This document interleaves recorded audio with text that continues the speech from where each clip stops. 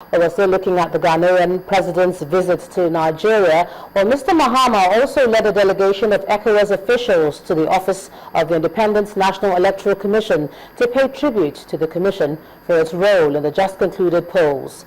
Well, according to him, African countries have a lot to learn from the innovations of the electoral umpire, the patience exhibited by the electorate, and the maturity displayed by the incumbent president and the president-elect.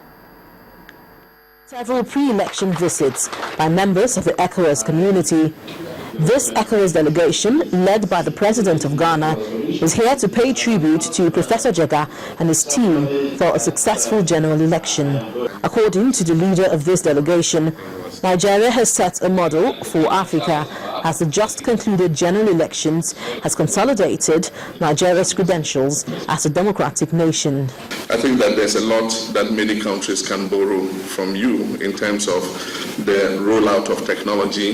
This election has consolidated Nigeria's credentials as a modern democracy in the ECOWAS community of states.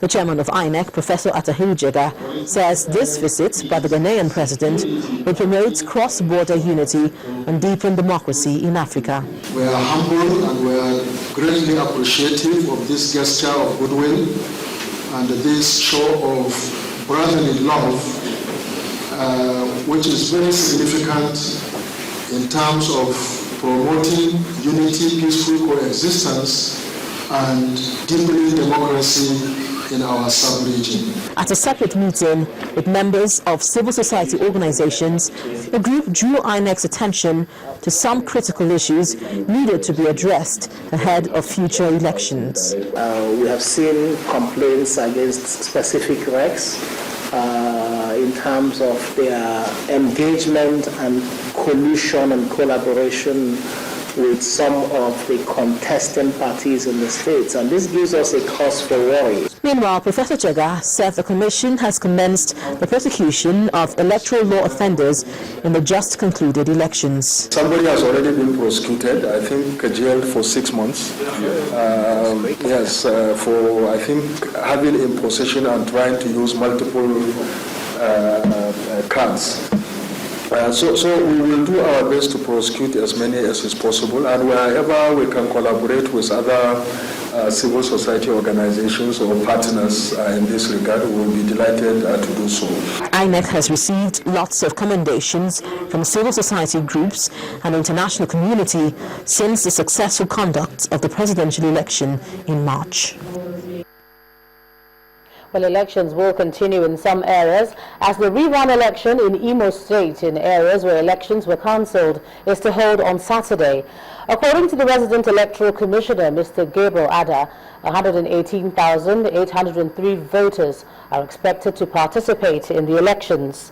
This figure represents those who have collected their PVCs in the areas where elections are holding on Saturday. The elections were cancelled following reports of electoral violence and malpractices. Those contesting for the governorship in Imo include the incumbent governor, Rocha Sokorocha, the People's Democratic Party candidate, Emeka Ihedioha, and the APGA candidate, Emmanuel Ihanacho, among others. Now, the All Progressives Grand Alliance in Anambra State has rejected the House of Assembly rerun result conducted on April the 18th. They insist that the exercise was marred by rigging, accusing the People's Democratic Party of being behind it. But the PDP insists the election was credible. The inconsistencies in the House of Assembly election in Anambra State led to the cancellation of 32 wards and 500 polling units in 4 state constituencies of Aniocha 1 and 2, Agwata and Ekusigo. This rerun election was conducted on Saturday, April the 18th, in which candidates of the People's Democratic Party won 3 seats out of 4. But in spite of the rerun, there are still agitations. According to some members of the All Progressives Grand Alliance, APGA, the process went on peacefully until members of the opposition party allegedly used some officials of the Independent National Electoral Commission to obtain the results. Everything was moving on smoothly at the ward collection level to the constituency collection level. That was when the magic perpetrated by PDP happened. The People's Democratic Party, PDP, in reacting to APGA's stance, dismissed it as mere allegation. Card reader was made use of last Saturday. Everything was free and fair. They announced, they saw it. For the national chairman of APGA, who was also a senatorial candidate in the last elections, the 2015 election in the Southeast should be probed. He also complained that the Southeast has been sidelined as far as the nation's electoral process is concerned. INEC must begin to do its duty. Before a return is made in an election, INEC still possesses the power to correct flaws reported to it in the process of the election. You don't see open day robbery and you allow that to end. Then you ask the person to go to court. As it stands, results of the rerun subsist until any legal process obtains it or validates the outcome. The Edo State Governor Adams Oshimhole has been meeting with members of organized labor on the role of the organized worker when the incoming government assumes power. The meeting, which held in Abuja, also examined the challenges facing the Nigerian worker. Our correspondent Omelogo Nnadi reports. This is the first visit by the current governor and former president of the Nigerian Labour Congress to the Labour House since the current president of the union, Comrade Ayuba Waba, came into office. The controversial elections that produced the NLC boss was stopped on the Governor Oshimhole's agenda as he congratulated the president for his election, which he said followed due process. He urged him to face the tasks ahead and quit worrying over those he called disgruntled parties. Once election has taken place, the outcome is binding on all Democrats who participated. We can't have a tradition in which losers have to be massaged and persuaded to accept defeat.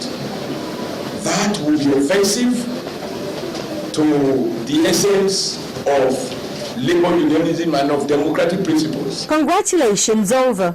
The governor brought the attention of the union president to the need to put the welfare of the people on the front burner, a task he said should start with making the incoming government review Nigeria's industrial policy. But first, they agreed the prestige of the union must be restored. Nigerian workers are united by poverty at the moment. They are united by so much uncertainties. They are united by threats to jobs. I need to encourage this next coming government to revisit Nigeria industrial policy. There has to be some coherence in our policy such that the textile industry, my own industry, can come back and produce the fabric and the clothes that we wear made by Nigerian workers so that you can generate millions of jobs. You must encourage the president to discontinue importing tires for our motor vehicles. Donald must return. Machine must be back. We must reinvent the wheel. That I'm convinced that it's really time for us to reinvent the wheel, especially where we can be able to gain the confidence of our members and even the confidence of our employers.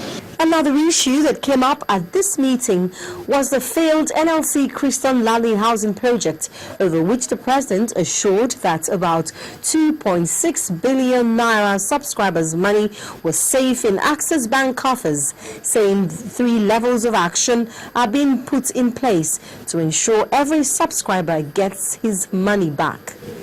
Omelogo Nnadi, Channels Television News. The National Assembly today suspended plenary to honor Senator Uche Chukwumerije, who died on Sunday evening.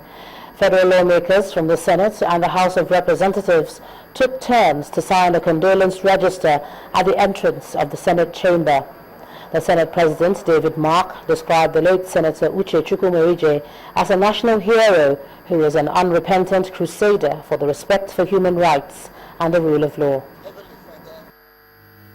Right up to the time of his first election into the Senate in 2003, Senator Uche Chukwumerije has consistently played key roles in shaping the course and character of our beloved country. A 3-time ranking senator in the 4th Republic, a minister of the federal government in the 3rd Republic, the National Publicity Secretary of the People's Redemption Party, PRP, in the Second Republic, the Biafran Director of Propaganda in the Civil War, and an ardent socialist, activist, and political commentator in the First Republic, Senator Pt.2 Mereje's life and activities coincided with major movements in the Nigerian history. It is sad and indeed unfortunate that we have lost distinguished comrade Senator Pt.2 Mereje. He was a distinguished Nigerian, a very, very committed and patriotic one for that matter, and he has paid his dues. He did well as a senator representing his people, his constituency from Abia State, and when he was a minister in the federal cabinet under President Babangida, he did his best. I believe that all of us, and particularly lovers of democracy, will miss his robust contributions and support for our growing democracy. It is a colossal loss to the Nigerian nation. I pay my respect to him, and I pray that God Almighty will grant the family the fortitude to bear this irreparable loss. Thank you.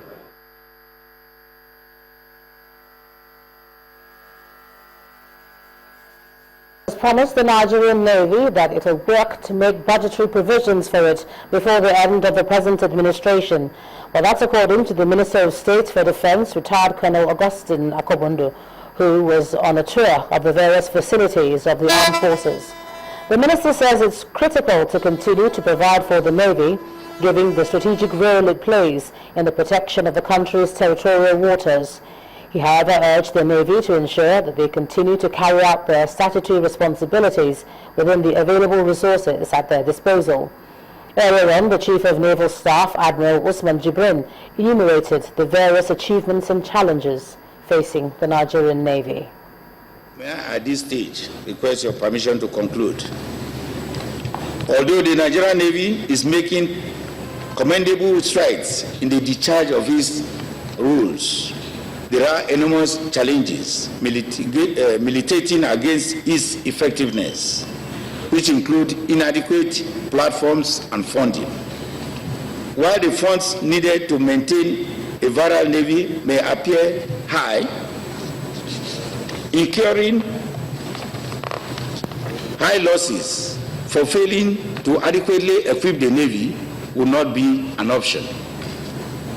The Nigerian Navy should therefore be adequately funded to secure Nigeria's maritime environment for sustainable development of the nation. You have clearly enumerated the challenges. They are all well known to me, like I said earlier. Within the time available, especially in the area of funding, because the Navy is a very, very sophisticated force and requires lots of funding, to keep it afloat. In conjunction with our minister, we put our heads together. Even though I exercise a supervisory role over you, I will work in concert with him, consult him, and the entire team at the Ministry of Defense, so that we will see possible avenues that we can access solutions to some of your pressing problems before we exit this administration. When the News at 10 returns, United Nations to partner Channels Television on content development. Do join us again.